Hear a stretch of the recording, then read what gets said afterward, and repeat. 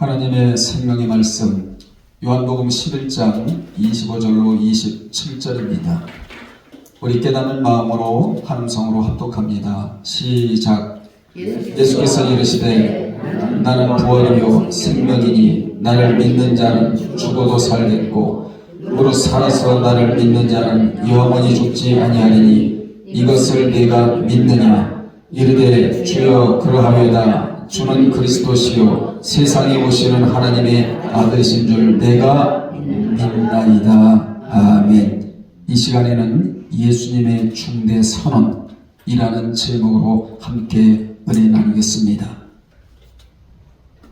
부활절의 기원은 예수 그리스도가 십자가에 못 박혀 죽으신 후 사흘 뒤에 다시 살아나셔서 부활하신 것을 기리기 위한 날입니다.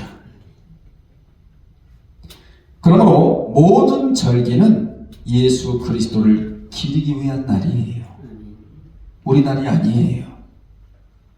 사실 신앙은 우리의 삶이기도 하지만 그분을 기리기 위함입니다. 오늘 바로 그분이 주인공이신데 그날이 어떤 날이냐? 부활절. 우리 주 예수 그리스도가 주인공이 되시는 날입니다.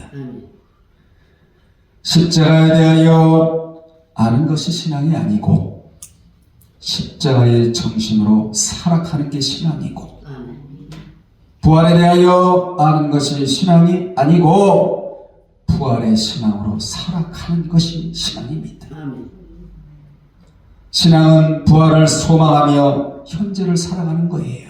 또벅또벅또벅또벅 두 신발을 신고 평안의 복음이라는 두 신발을 신고 삶을 향하여 또벅또벅 걸어가고 거기에 말씀을 소유하여 말씀이 나의 삶의 방향을 밝혀주고 어둠으로 가지 아니하고 빛된 길로 걸어가는 것, 이게 신앙생활입니다. 성령께서는 현재 부활의 소망을 갖고 살아가기 위해 오셨다는 것입니다. 그래서 성도는 어떤 형식에 붙잡히지 말고 의식에 붙잡히지 말고 말씀의 내용으로만 살아가야 된다는 것입니다. 그래서 본문은 마르다와 마리아의 오라비인 나사로가 죽자 예수께서는 마르다에게 내 오라비가 죽은 게 아니야. 죽을 자가 아니야. 내 오라비가 살아나리라. 이렇게 선언하셨어요. 우리도 마찬가지예요. 우리는 죽을 자가 아니에요. 우리는 죽은 자도 아니에요. 어떤 자냐? 살아나리라. 살아나리라. 주님의 선언이에요. 마귀는 죽어야 돼. 너는 죽을 자야. 너는 소망이 없어. 주님은 아니야. 너는 죽은 자가 아니야. 너는 죽을 자도 아니야. 너는 살아날 자야. 살아나리라 그러셨잖아요. 살아나리라. 23절에 말씀해주고 있는 겁니다. 이 말씀대로 주님이 나사로를 살리시면서 기독교는 뭐냐? 부활의 종교다. 이걸 알려주시는 거예요.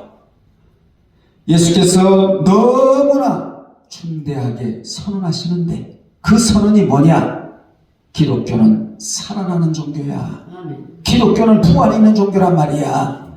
죽을 종교가 아니란 말이야. 이 엄청난 중대 선언을 본문에서 하고 계시는 것입니다. 세상에서도 중요한 사안에 대하여 중대 발표하듯이 주님께서도 중대 선언, 중대 발표를 하셨는데 그 선언이 뭐냐? 25절에 예수께서 이르시되 나는 부활이요 생명이니 나를 믿는 자는 죽어도 다시 살겠고 부활하겠고 26절에 무릇 살아서 현재 지금 우리가 살아서 주를 믿는 자는 영원히 죽지 아니하리니 이것을 내가 믿느냐? 라는 중대한 질문, 중대한 선언하고 계십니다. 이 선언은 너무나 비범하고 너무나 위대하며 장엄한 메시지적 선포라고 말해주고 있는 겁니다. 이같이 주님은 나사로를 살리시면서 자신이야말로 생명의 주인임을 알려주셨고, 또한 앞으로 주 안에 있을 모든 성도들이 경험하게 될 부활과 영생을 예표적으로 보여주신 것입니다. 여기 부활과 또 생명이란 말 앞에 그라는 정관사가 있어서, 우리 성경에 빠져 있지만은 그라는 정관사가 있어서 그 부활이요 그 생명이며, 이렇게 우리가 이해를 해야 됩니다. 그 부활과 그 생명은 사람에 의해 정해진 것이 아니라 예수님에 의해 유일무이하게 정해진 것이다, 이렇게 말씀해주고 있는 거예요. 이 정관사를 통하여. 따라서 부활도 예수님에 의해 정해졌고 생명도 예수님에 의해 정해져 있다. 사람은 이것을 못한다. 오직 하나님의 아들이신 예수 그리스도만이 하실 수가 있다. 이걸 알려주고 계시는 거예요. 그렇게 부활이 정해져 있기에 주님 안에서 살다가 잠자러간 자들은 언젠가는 부활할 것이고, 지금의 생명도 주님이 지속을 시켜주셔야 살아갈 수 있게 되는 것입니다. 우리가 부활과 생명을 바로 알아야 신앙을 건강하게 계속적으로 지속시킬 수가 있는 것이지요. 여러분, 배추와 무씨를 뿌린 후에 그 잎사귀가 나오는 것을 보면 어느 것이 배추이고 어느 것이 무 잎사귀인지를 구별하기가 어려워요. 씨를 뿌려서 싹이 올라올 때는 어떤 것이 배추 잎사귀인지 어떤 것이 무 잎사귀인지 구별하기가 어려워요. 그런데 한 가지 분명한 것은 처음에 같아 보이더라도 조금 자라고 나면 반드시 이게 구분이 됩니다. 우리의 신앙도 마찬가지예요. 참신앙과 거짓신앙은 인생에 있어 가장 어려운 시기를 지나보면 금방 알아요. 확연히 구분이 됩니다. 우리가 기억해야 할 말씀이 있는데 그 말씀이 어떤 말씀이냐? 잠언 4장 18절에 보면 의인의 길은 돋는 햇볕 같아서 매우 빠른 속도로 밝은 대낮을 맞이할 것이다. 엄청난 말씀이 여기 들어오는 겁니다.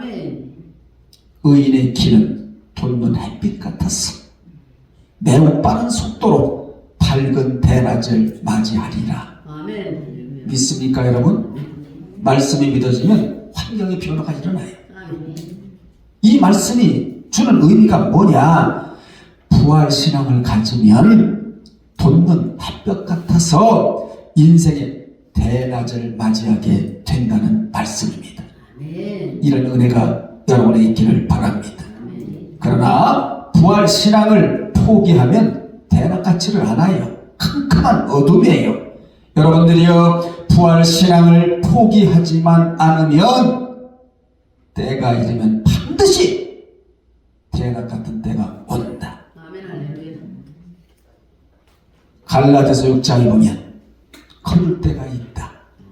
선을 행하되 낙심하지 말지니 피곤하지 아니하면 때가 이르매 반드시 뭐한다?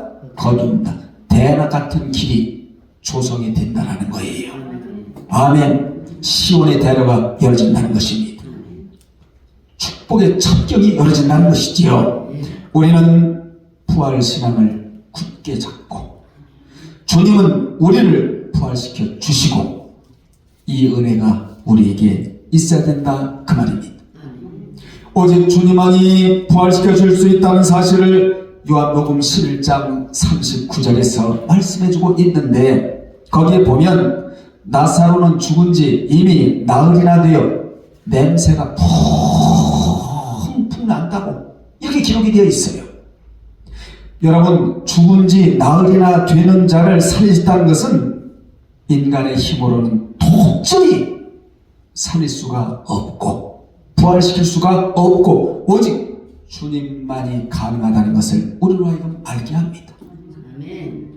주님은 어떤 분입니까? 무에서 유를 창조한 분이에요. 없는 가운데서도 있게 하시는 분이에요. 넘어진 자를 일으켜 세워주시는 거예요. 진토에 빠진 자를 건져주시는 분입니다. 위경에 처해 있는 자에게 말씀을 보내사 그 위경에서 소돔과 진토에서 건져주시겠다고 약속해 주신 분이 우리 주 예수 그리스도십니다. 그래서 죽은 지 나흘이나 돼서 냄새가 이렇게 남에도 불구하고 인간은 할 수가 없어. 나만이 할 수가 있어. 그 주님을 우리가 믿고 지금 섬기고 살아가고 있다는 거예요, 여러분. 아멘. 그렇습니다. 여기서 주목해야 할 것은 주님께서 나사로를 부활시키심에 있어서 거기 모인 그들의 힘으로 할 수 있는 일이라고는 아무것도 없었다는 겁니다. 이게 인간의 한계거든요. 물론 인간이 무슨 일을 계획하고 무슨 일을 할 수 있어요. 그런데 성경은 뭐라고 말씀합니까? 인간의 계획은 악한 계획이 많고 아무리 인간의 계획으로 모든 것을 계획한다 할지라도 그 걸음을 빠르게 인도할 분은 하나님밖에 계시지 않다. 하나님의 경영 계획에 인간의 계획을 맞춰라. 이렇게 성경은 말씀하고 있는 거 아니겠습니까?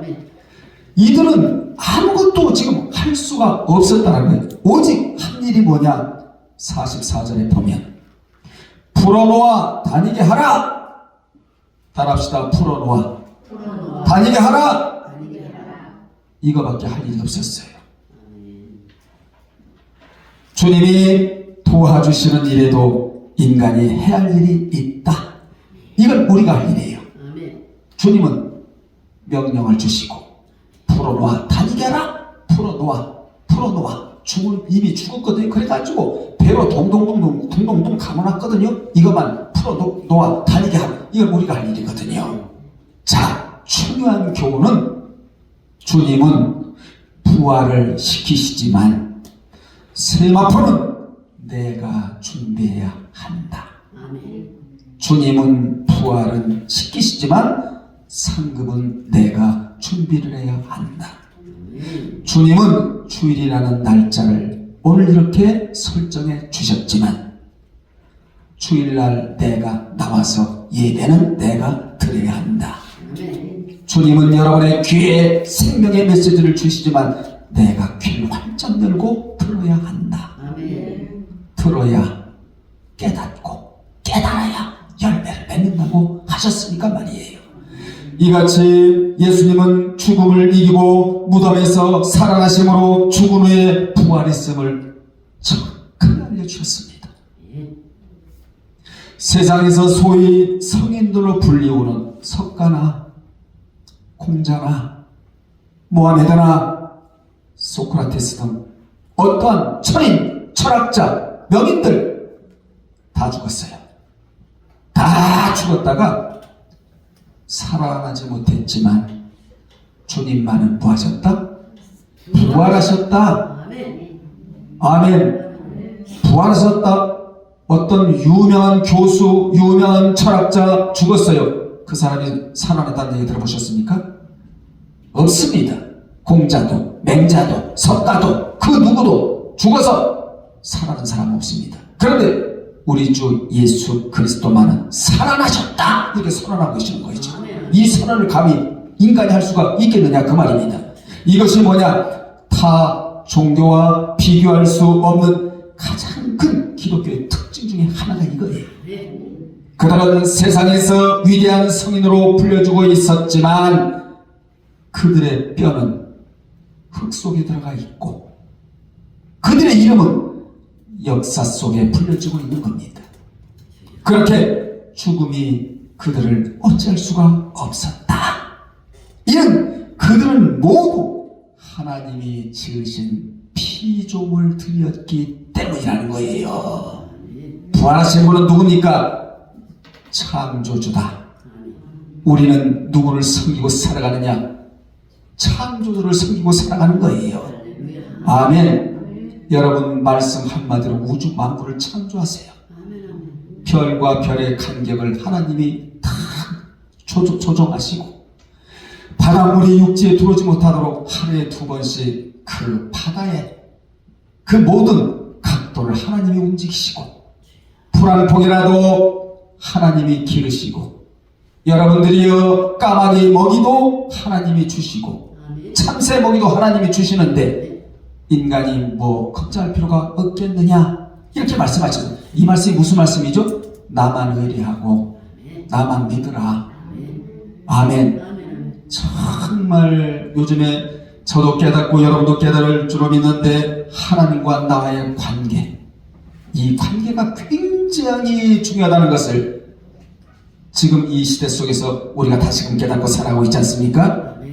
우리는 살아계신 주님을 사실적으로 대하면서 우리도 부활 준비를 하면서 살아가야 합니다. 그분의 부활을 확신해야 내세 소망이 생겨나고 신앙의 의미를 찾을 수가 있어요. 만일 주님이 부활하시지 않고 무덤 곧 죽은 자 가운데 머물러 계시다면 기독교는 한낱 윤리적 종교에 지나지 않습니다. 그러나 주님은 사망을 이기시고 부활하셔서 우리도 사망의 늪에 빠져있지 않고 주님이 부르시는 마지막 날 부활체로 신령체로 더 좋은 부활로 무덤에서 펄떡 일어나게 될 줄로 믿습니다. 인생의 마지막은 지금 살아가는 과정이 아니라 부활인 것입니다. 여러분은 부활하신 주님을 먼저 오늘 본문에서 만나고 아멘. 본문에서 만나고 앞으로 천국에서 제할 주님을 손꼽아 기다리면서 살아가야 한다는 거예요. 이게 삶의 참 의미라는 겁니다. 이것 때문에 우리가 이 험하고 악하고 죄악된 세상에서 살아가는데 이게 참 의미라는 것입니다. 요한복음 11장 25절에 보면 위대한 문장 구조인 나는 누구이다 라고 에고 에이미 법칙을 사용하면서 모든 사람들이 갖기를 원하는 부활과 생명의 원천이 어디에 있는지를 정확하게 밝혀주는 너무나 중요한 말씀이 11장 25절에 나오고 있는 겁니다. 위대한 문장 구조 에고 에이미 법칙을 사용하면서 말이에요. 그렇다면 주님의 중대 선언이 무엇이냐? 첫째, 주님은 나는 부활이라고 말씀해 주십니다. 예수께서는 부활을 미래에 일어날 사건으로 선언하시지 않고 지금 현재의 사실로 선언하시는 거예요. 앞으로 부활할 것이다, 몇 년 후에 부활할 것이다, 미래적으로 선언하지 않으셨어요. 지금 나는 부활이다, 현재 사실로 선언하셨다는 것을 여러분이 기억을 하셔야 됩니다. 왜 미래에 일어날 부활을 지금 현재 일어난 일로 선언하셨는가? 부활을 먼 미래의 일로 생각해서는 안 된다는 거예요. 우리의 부활의 날이 머지않았다고 생각하고 그 날이 오기까지 준비하라. 준비하라. 아멘. 여러분 준비하세요. 그래서 종말에나 있을 그 부활을 현재적 사건으로 앞당겨 말씀하신 것입니다. 이게 나사로의 소생 사건이에요. 따라서 나사로의 소생 사건은 일종의 오고 오는 세대에게 부활을 준비하는 자는 나사로같이 부활할 것이라는 사실을 미리 알려주고 계시는 거예요. 아멘. 성경에서와 기독교에서 부활을 핵심으로 다루는 것은 주님이 사망의 권세를 완전히 패퇴시키고 정복한 역사적인 사건이기 때문입니다. 예수의 부활은 더 이상 사탄이 생명을 갖고 장난치지 못하게 만드신 위대한 제도와 같습니다. 우리는 그 제도 속에 살아가는 자들이다. 이게 보통 축복이 아닙니다. 주님이 만드신 제도예요. 어떤 제도? 사탄이 생명을 앗아가지 못하게 하는 제도. 우리는 주님으로 인하여 사망의 권세를 단번에 이기신 그런 자들이거든요. 이게 하나님의 제도에 있다 그 말입니다. 그러므로 예수 안에 있는 성도에게 있어 사망은 더 이상 왕노릇 할 수가 없습니다. 이같이 예수는 바로 부활의 주관자이시고 생명의 주관자이신 위대하신 둘도 없으신 하나님 우리 아버지. 예수님은 생명의 본체이시고 모든 인간으로부터 찬양과 경배의 대상이신 것은 그분이 부활하셨기 때문이라는 것입니다. 두 번째, 예수님은 나를 지속적으로 믿는 자는 죽어도 산다고 하십니다. 나를 옆에다가 괄호 열고 지속적으로 써놓으세요. 이 말씀은 예수를 지속적으로 믿는 자에게는 죽어도, 따라합시다, 죽어도 영생이 보장된다는 말씀이에요. 즉 죽어도 부활한다는 말씀을 이렇게 하고 계시는 것입니다. 여기 나를 믿는 자, 호 피스티온 에이스 에메라는 단어를 써서 현재 분사형으로 계속하여 주님을 믿는 자. 힘들고 어려워도 어떤 사건이 발생해도 마귀가 장난질을 해도 모든 사람들이 나를 도와주지 않는다 할지라도 그분은 주님이기 때문에 사망과 원루에서 나를 해방시켜 주신 분이기 때문에 그분만은 지속적으로 믿어야 된다는 거예요. 그래야 영생이 보장된다고 분명히 말씀해주고 있는 것입니다. 그렇습니다. 과거에 시작한 믿음이 편질되지 않고 현재까지 계속되는 상태가 지속적으로 믿는 상태거든요. 언젠가는 인생이 육체적 죽음을 피할 수 없고 받아들여야 하지만 예수께서는 누구든지 자신을 지속적으로 믿기만 하면 비록 육체적으로는 죽는다 할지라도 그 영적 생명은 주님 안에 있다. 이렇게 지금 선언하고 계시는 거예요. 아멘. 여기 살겠고 에다 밑줄 치시고 자오라는 단어인데 미래 중간태로 되어 있어서 영적 생명이 계속적으로 지속됨을 가리킵니다. 이것이 부활한 이후 영원한 천국의 생활이에요. 여러분 그립지 않아요? 천국의 생활이 그립지 않습니까? 지상 생활만 그립습니까? 천국에 들어가려면 비록 육체는 죽어서 소멸될지라도 그것은 멸망을 의미하는 것이 아니라 과거부터 지금까지 주님을 믿으면서 사느라고 때로는 힘들고 때로는 눈물이 나고 때로는 울부짖기도 하고 때로는 몸을 가눌 수 없을 정도로 피곤하고 지치고 때로는 병들 때도 있지만 언젠가는 이 육적인 몸을 훌훌훌 다 벗어버리고 나면 영생에 들어가 영생에 들어가고 난 이후 부활이 있다는 것입니다. 이 순서가 우리에게 얼마나 위로가 되는지 몰라요. 그래서 본문에서 주님이 마지막 때 부활을 얻겠다는 영광스러운 선언을 하고 계시는 것입니다. 그러므로 이러한 약속을 받고 예수를 믿으며 살아가는 모든 이들은 영적인 해가 지는 쪽이 아니고 여러분 영적인 해가 뜨는 쪽으로 가는 자들이다. 아멘. 세 번째, 예수님은 살아서 나를 믿는 자는 영원히 죽지 않는다고 26절에서 말씀해주고 있습니다. 예수님은 무릇 살아서 나를 믿는 자는 영원히 죽지 아니하리니 이것을 내가 믿느냐? 누구에게 하신 말씀이에요? 오늘 저와 여러분에게 하신 말씀이에요. 믿느냐? 듣는 이로 하여금 믿느냐? 여기서 뭘 요구하시느냐? 아멘을 요구하시는 자리가 이 자리예요. 여러분 이 말씀이 믿어집니까? 그래서 아멘을 하라는 거예요. 믿어지지 않는 자는 아멘할 필요 없고 믿어지는 자만 아멘하라고. 믿느냐? 믿느냐? 아멘. 아멘하라는 거예요. 아멘. 아멘.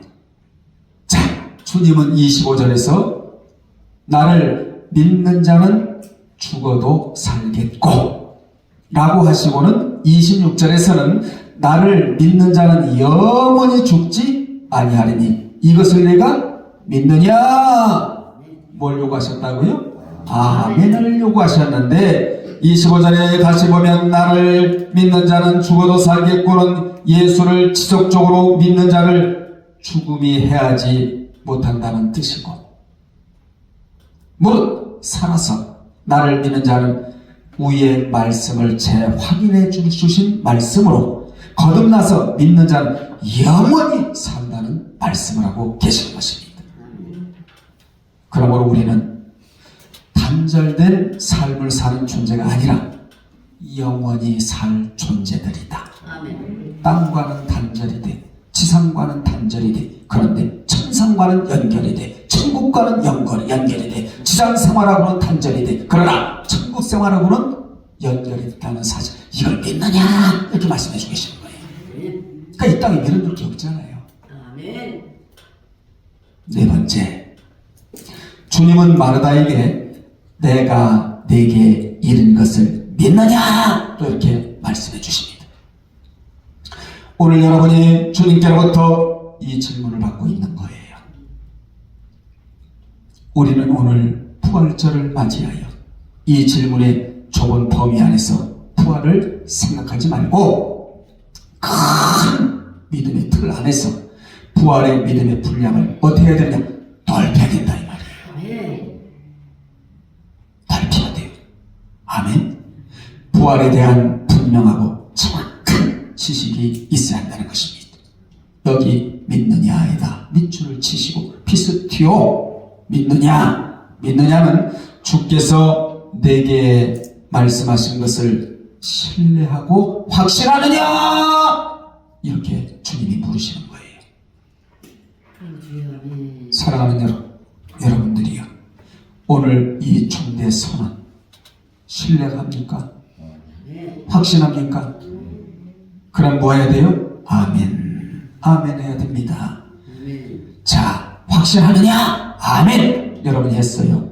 그러니까 27절에 마르다는 주여 그러하외이다. 주는 그리스도시요 세상에 오시는 하나님의 아들신 줄 내가 믿나이다. 이게 무슨 말씀이죠? 주여, 주님이 하신 말씀이 그러합니다. 즉 아멘이라고 여기서 또 한 번 하고 있는 거예요. 그러하오이다, 그러하외다, 이건 나의 아멘이라는 의미가 여기 들어와요. 여러분이 아멘을 했으면 주여 아멘한 대로 그대로 믿겠나이다. 아멘. 또 주님 앞에 아주 확답을 드려야 돼. 아멘. 아멘하고 부도내는 신앙이 아닌 아멘하고 믿겠다고 명쾌하게 하나님 앞에 답을 드려야 된다 그 말입니다. 고백을. 아멘. 아멘. 그렇습니다. 여기 믿나이다는 그녀의 믿음이 어느 날 갑자기 생겨난 것이 아니라 이미 주는 그리스도시여 세상에 오시는 하나님의 아들이라는 사실에 대하여 확신을 가지고 있었기 때문에 이 고백이 나오는 거예요. 아멘. 마르다는 이미 예수의 본질을 정확하게 파악하고 있었습니다. 주여. 즉 그분은 그리스도이시며 하나님의 아들로 이 세상에 오셨다는 것을 파악하고 있었다 그 말입니다. 아멘. 그러나 그녀는 안타깝게도 이러한 예수님의 뭘 몰랐지요? 예수님에 대한 믿음을 자신의 구체적인 현실 상황에 적용시키지는 못하고 다만 마지막 날에 부활만을 믿었다는 거예요. 주여. 예수께서 나사로를 살리신 이 표적은 예수께서 생명의 주인 되심을 보여줄 뿐만 아니라 앞으로 주 안에서 있을 모든 성도들이 경험하게 될 부활과 영생을 예표적으로 보여준 사건입니다. 주여. 구약의 엘리야는 지금 성도들이 살아있을 때 죽음을 경험하지 아니하고 휴고 될 것에 대한 모형이고, 아멘. 엘리야가 죽지 않고 회오리 바람 타고 휙하고 휴거됐잖아요. 이것은 여러분들이에요. 지금 현재 살아있을 때 주님이 공중에 신랑으로 오시면 여러분이 휙하고 휴거될 것에 대한 모형이다 이 말이에요. 모세와 누구는 나사로는 죽어서 무덤에 있다가 부활할 자의 모형적 인물이고, 예수께서 행하신 부적 중에는 회당장 야이로의 딸을 살리신 이적과 나인성 과부의 아들을 소생시킨 이적도 베푸셨는데, 그러나 요한은 죽은 자를 살린 이 두 사건의 기록을 생략하고 대신 나사로를 살리신 사건만을 기록했는데, 이는 예수님은 부활과 영생의 주관자이심을 보여주려는 요한의 의도, 하나님의 의도가 있었다는 겁니다. 아멘. 조금만 더 합시다. 예수께서 나사로야 나오라 큰 소리로 외쳐 이미 죽어 장사된 나사로를 무덤에서 불러내셨다고 43절에 기록이 되어 나옵니다. 그러자 죽은 자들이 아들의 음성을 들을 때가 오느니 곧 이때라 듣는 자가 살아나리라. 5장 25절의 말씀.